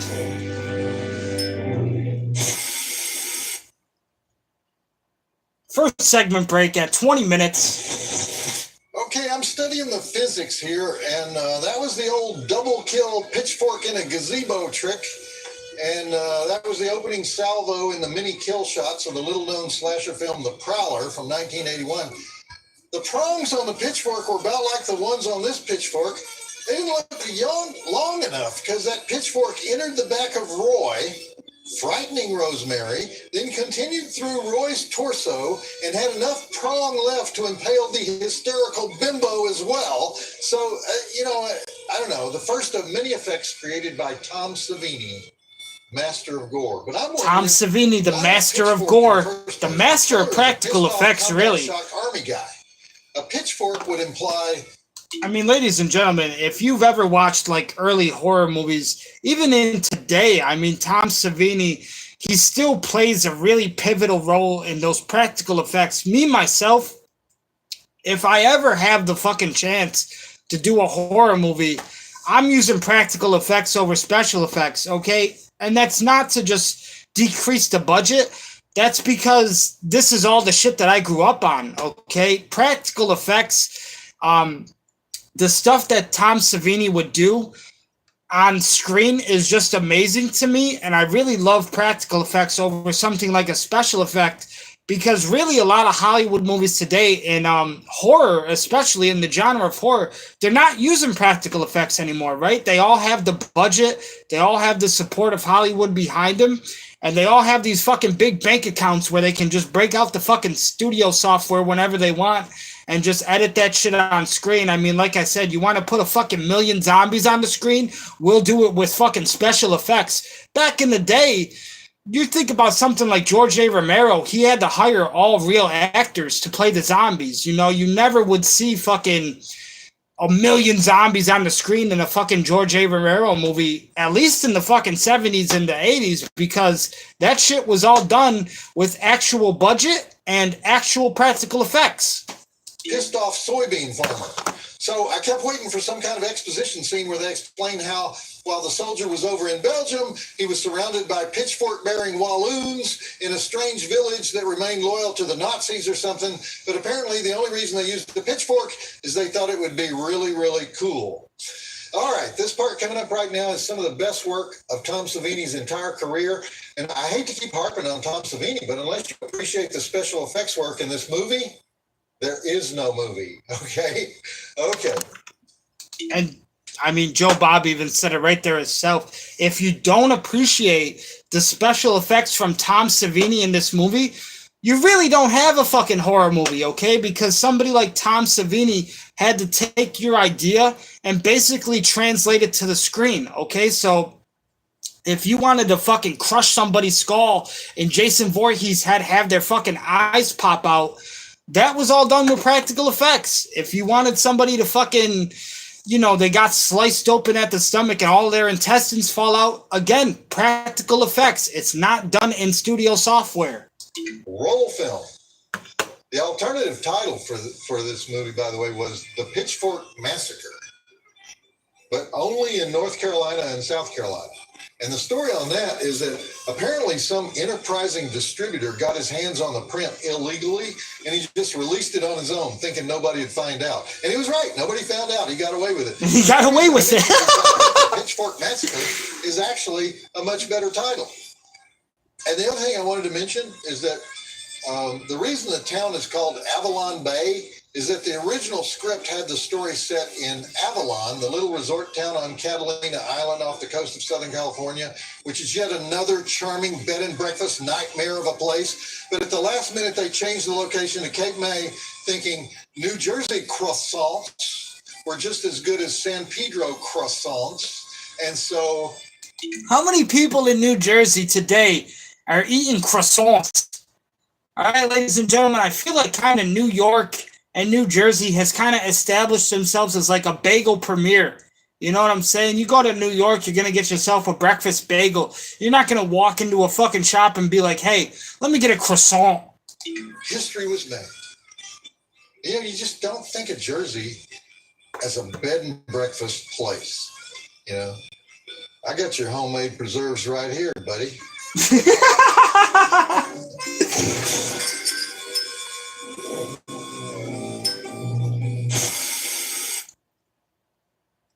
So another segment break, around the half an hour mark, 32 minutes. That's our heroine, played by Vicki Dawson, being groped by Lawrence Tierney in a wheelchair. You don't really want to be groped by Lawrence Tierney, but if you are going to be groped by Lawrence Tierney, you want him in a wheelchair. You want him in that wheelchair. The Prowler is the decision of director Joseph Zito to use Lawrence Tierney in a non-speaking part, especially since Lawrence Tierney was renowned for getting drunk and not showing up when he had lines to memorize. So this is like saying, hey, Lawrence, free scotch and please sleep in. Joseph Zito is one. So one thing that actually reminds me of that Joe Bob just added is sometimes you get actors and they just do not show up ready to perform. It kind of reminds me of like Charlie Sheen in a way, how directors and shit would kind of just work with him just because they knew of his status. But when you get him showing up, he's most likely going to be shit-faced in, at least 10 beers in or something. So just be prepared if you want those kind of actors on your set. Again, that's kind of the reason they didn't give him any speaking parts, right? They didn't give him any dialogue in the script. They just said, show up and maybe you get a death scene and we just need you to put on a good kill for us. Your lesser-known horror directors, partly because he left the horror field and made a name for himself doing action movies. Very busy in the 80s. He made Friday the 13th the final chapter after this, which many people regard as the best in the series. Again, worked. So the same director who worked on The Prowler also got the opportunity to work on Friday the 13th, the final chapter. Again, ladies and gentlemen, in Hollywood at this time, you didn't have many reoccurring roles. So the reason a lot of the Friday 13th films are different in point of like plot or just what they want to do with Jason is because they had different directors working on every single movie, right? Even the same thing can be said for like movies like Halloween. You never really had one director that wanted to stay with the series. And that to me is kind of sad because, obviously John Carpenter, he created Halloween. He only worked on the first 2 movies of Halloween, and then he pretty much just said, I'm done with the series. He only wanted to take the character Michael Myers so far. So everything you get after that, I mean, obviously, Halloween 3 Season of the Witch is completely fucking different from the rest of the shit you see before that. And then everything after that kind of follows a different director's vision of what Michael Myers and Halloween should be. And still to this day, John Carpenter really hasn't had any involvement with the series. He might have had some involvement with like the 2018 remake, but again, it wasn't exactly directed by him. It wasn't really his version of the movie. If you ever wanted to see his version of the movie, that's where the original Halloween 1 and Halloween 2 come from. And that's pretty much why he attempted to kill off the character of Michael Myers in Halloween 2, because, again, he really didn't see the series going on for fucking 9-10 films, right? It was just something that he did out of love, and it was his vision for the movie. So whenever you get those different directors, you're always going to have a different vision for what that character should be. Vice versa, something that happens in comic book movies nowadays. Comic book movies are the fucking top tier when it comes to like Hollywood, because that's how they can make a fucking quick buck. But again, you're going to see different directors who have a different vision for that character. Tim Burton has a different vision than Christopher Nolan, okay? So it's just different times, it's different visions, and it's different directors all the time. With Tom Savini on effects, and then he made a series of movies that made Chuck Norris a star. Missing in Action, remember that one where Chuck goes over to Vietnam to rescue the imprisoned Americans that Sylvester Stallone forgot to rescue in his last movie? And then Invasion USA in 1985, Red Scorpion with Dolph Lundgren. So Sylvester Stallone never rescued the Americans, ladies and gentlemen. Sylvester Stallone was a fucking Rambo in Vietnam, and he didn't even care about rescuing the Americans. All right? Okay, so bayonet vertically through the head, and yet a second pitchfork impalement. The camera spends a lot of time in that shower, and when you see the guy in army fatigues making a kill in the shower, that actually is Tom Savini in the fatigues. And then one of the things this movie is famous for is lingering on the kill shot to an almost unbearable degree. In other words, Joseph Zito and Tom Savini are both sick bastards, and we appreciate it. All right, let's get back to the rather confusing plot line in which Pam is pissed because Deputy Mark is having way too much fun at the college dance, and now he's going to go find out who was chasing her through that place is the Inn of Cape May, which is a bed and breakfast that they hope we'll believe is a college dormitory. And do colleges have graduation dances? I thought that was a high school thing. Anyway. Okay. Roll it. Oh, one of the other mysteries of this movie is why Vicki Dawson, the lead girl, is wearing a wedding ring the whole time. It makes you think her husband or her ex-husband is going to show up and kill the whole cast. So just one of many little touches they throw in to make certain that the movie will not make sense. And it's the little things that count. All right, ladies and gentlemen, we'll be right back with another segment break. I'm just going to take a quick 1 minute break just to use the bathroom real quick, but we will be right back, ladies and gentlemen.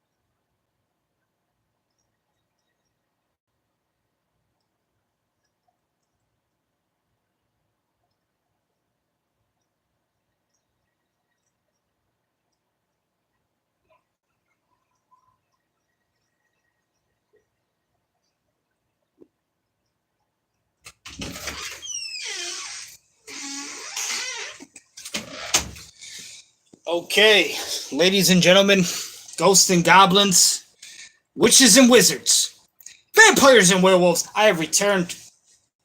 One of the things that Joe Bob just added to this watch along is Tom Savini also would do some acting in the movie, and that is pretty that you can note that in Tom Savini's career that he has done some acting. Again, when you think about some of these earlier horror movies that were being made, they couldn't always reach out to the best actors in Hollywood, and they couldn't always find the best of the best to be on their movie, right?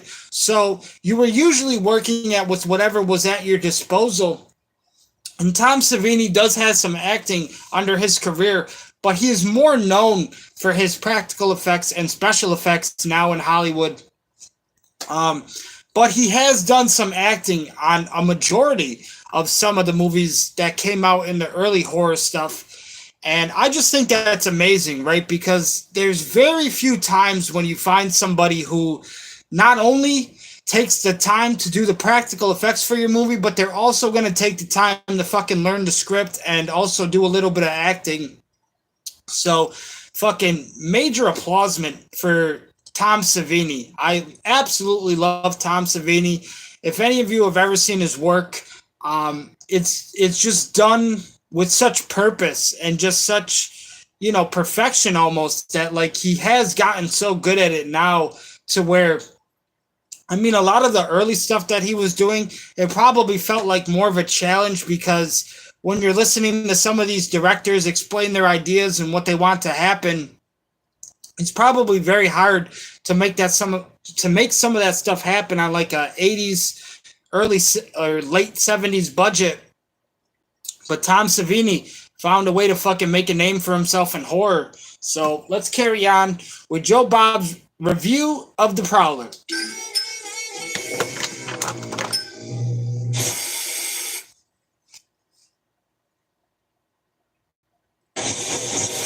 It took a long time to shoot that scene in the swimming pool, and as a result, poor Lisa's skin turned beet red from all that fake blood, and that actress, Cindy Weintraub, couldn't get the color out for 3 days. One of the perils of going whole hog on this stuff. But of course, she deserves whatever happens to her.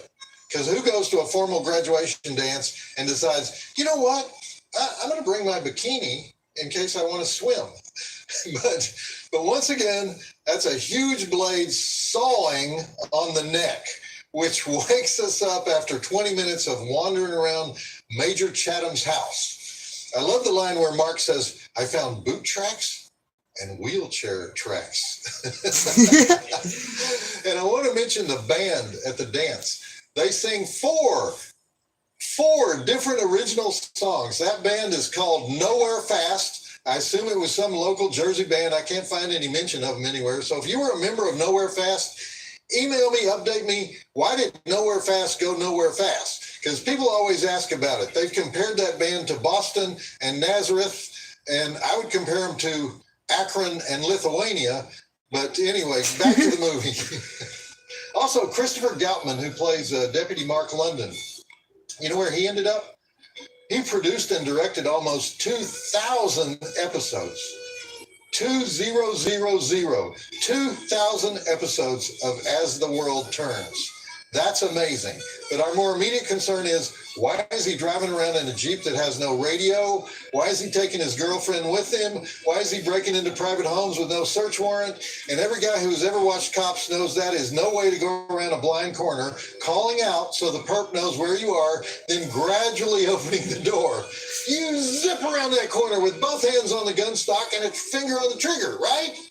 We all know this from Cops, all except Deputy Mark London, who would find his true home on the sound stages of soap operas. Better shoot first, ask questions later when you're in a horror movie, ladies and gentlemen.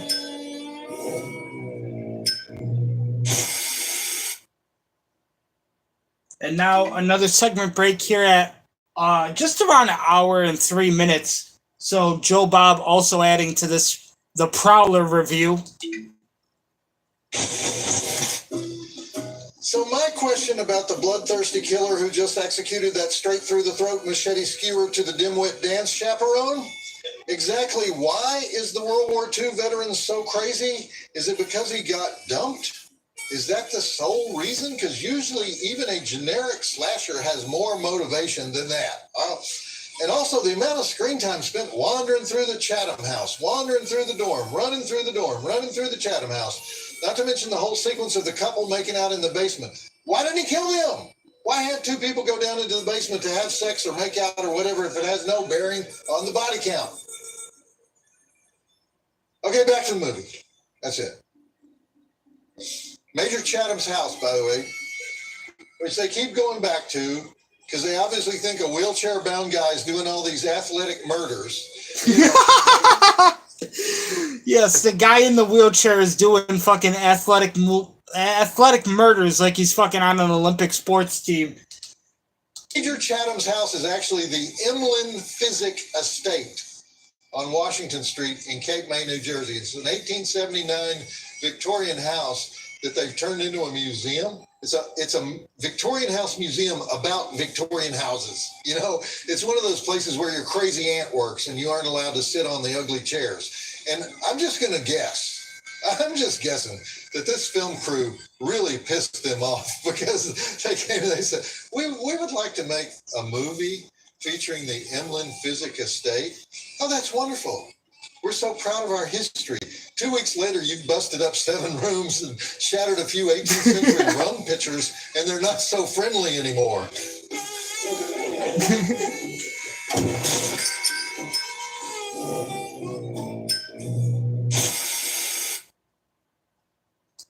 The Last Drive-In with Joe Bob. This is season 1, 2018. We're watching episodes 3 and 4. This is our 4th episode in the 2018 season 1 from The Last Drive-In of Joe Bob. And now we got another segment break at about an hour and 15 minutes. So not that long after our last segment break. But of course, ladies and gentlemen, just try to take into consideration, if you were watching this all live with Joe Bob, you would see these while they are occurring in real time. You would watch the movie along with Joe Bob. And not only would you watch the movie, you would also get to see his little skits in between. So basically the commercial breaks, but instead of a commercial break, you're getting the Joe Bob review. Oh, okay. We now have a Raggedy Ann corpse in the chimney that I'm going to assume is Rosemary from 35 years ago. She's held up pretty well. And she's in Major Chatham's chimney, so that pretty much means he's the killer. Only we know he's not the killer because the killer can walk. And Lawrence Tierney is in a wheelchair. And while we're completing our list of things that don't make a lick of sense, did we just watch an endless scene of a scruffy guy playing solitaire who answers the phone at the fishing lodge but refuses to go get the sheriff? Are we supposed to think he's the killer because he has such a bad attitude? What's it all about? Only Joseph Zito knows for sure, and he's in the Middle East. So we can ask more on that later. Okay, well, it's time for the thrilling and counterintuitive yet entirely predictable conclusion to The Prowler, also known by the name Rosemary's Killer, because there was no easy translation for the word prowler when they released it overseas. Prowler being a horrible word for a movie title to begin with. Okay, back to the movie. It took 6 writers. 6, count them, 6 writers. They had 6 fucking writers on this movie, ladies and gentlemen. 6 writers! That sounds almost like modern day fucking Hollywood to me, because some of these writers can't fucking write a script to save their life.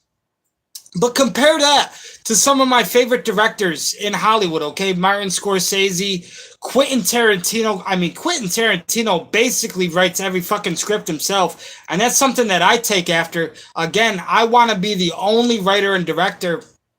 Some of these fucking Hollywood movies, you got fucking 3, 4 directors. On a movie like The Prowler, they had 6 writers. 6 fucking writers, and they still couldn't save the script, ladies and gentlemen. I wonder how much those writers were getting paid. To come up with the storyline of The Prowler. One of them was Neil Barbera, who normally writes Yogi Bear, Scooby-Doo, and the Flintstones. So one of the writers that they had on this horror movie also wrote for the Flintstones, Hanna-Barbera, Scooby-Doo. Fucking, I mean, come on now. Like, they're getting some quality writers here from Hollywood. They still can't fucking save the script to save their life. Oh, yeah. Maybe that was part of the problem. You know, the killer is a wacky dude like Yogi Bear or Fred. The killer's a fucking wacky dude. He might just have the same resemblance of a Yogi Bear or a Scooby-Doo villain. So, ladies and gentlemen, like I said, in Hollywood, sometimes it gets a little fucked. And that's why I always wanted to be my very own writer and director on my own movies. Again, I couldn't even fucking imagine on the budget they had here for this Prowler movie. I mean, not only are they paying Tom Savini for the practical effects, they're paying 6 fucking writers to try and make the script into something special. Flintstones, actually more like Barney Flintstone.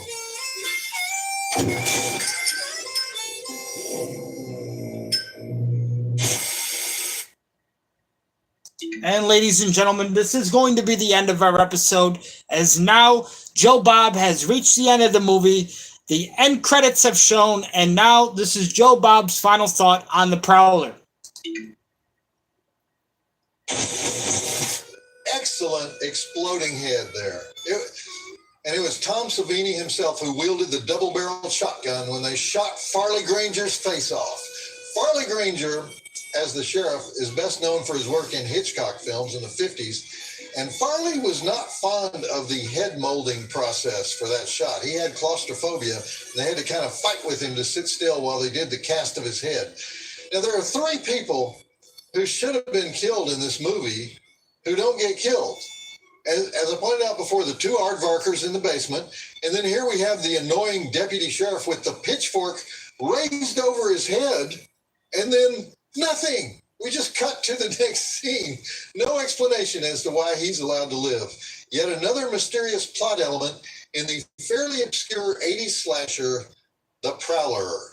Joseph Zito was the director, and Joseph Zito today works in television in the United Arab Emirates. The director for this movie, The Prowler, now works as a television series kind of director for the United Arab Emirates. Okay, so no longer has a career here in America, no longer has a career in Hollywood.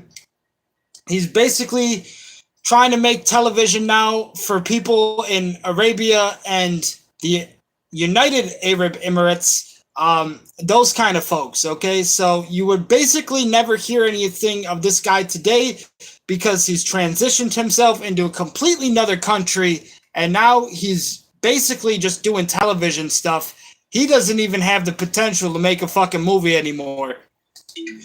I'm not kidding. He does Arab TV series. He directed 10 movies, but the last one was Power Play in 2003. So we're going to have a break here in just a minute, followed by the best horror flick of the 80s, filmed entirely within a bowling alley. Yep, we're going to take a 2-minute break and then come back with the 3 greatest scream queens of the 80s. We don't have we were going to have a mailbag with Darcy, but Darcy said, "I'll do anything you want, Joe Bob," and then left. So we'll get that, but that actually reminds me of the one about the man who comes home from work and is greeted by his wife. and she's dressed in spiked high heels and lingerie. And she says, "Tie me up, sweetie. You can do anything you want." And so he ties her up and goes golfing.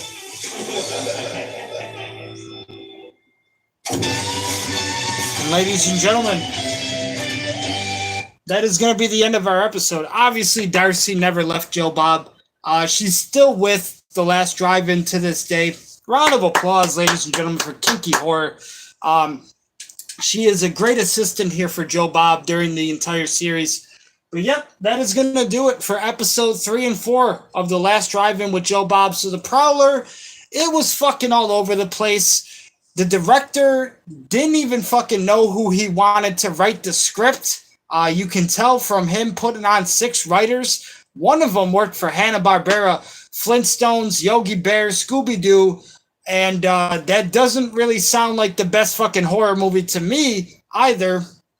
And then you can clearly see how it wasn't the best horror movie, because after he made shit like that, he basically ended up making Arab television shows. So, ladies and gentlemen, that is going to do it for episode 3 and 4 of The Last Drive-In with Joe Bob. Thank you once again so much for being here with me tonight. This is probably something we'll do, the watch-alongs here with The Last Drive-In with Joe Bob.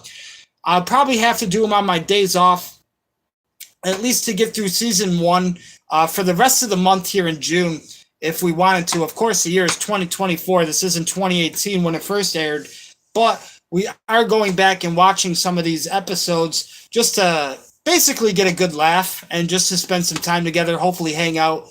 So hopefully you guys enjoy it, and hopefully that was a pretty funny episode as well. But we will be back again, ladies and gentlemen, tomorrow for our Monday Night Raw watch-along. Yes, we are going to get to find out the fallout from Clash at the Castle 2024, at least for the Red Brand, the USA Network, and Monday Night Raw. We'll see what the fuck they have planned going into the future Money in the Bank and SummerSlam.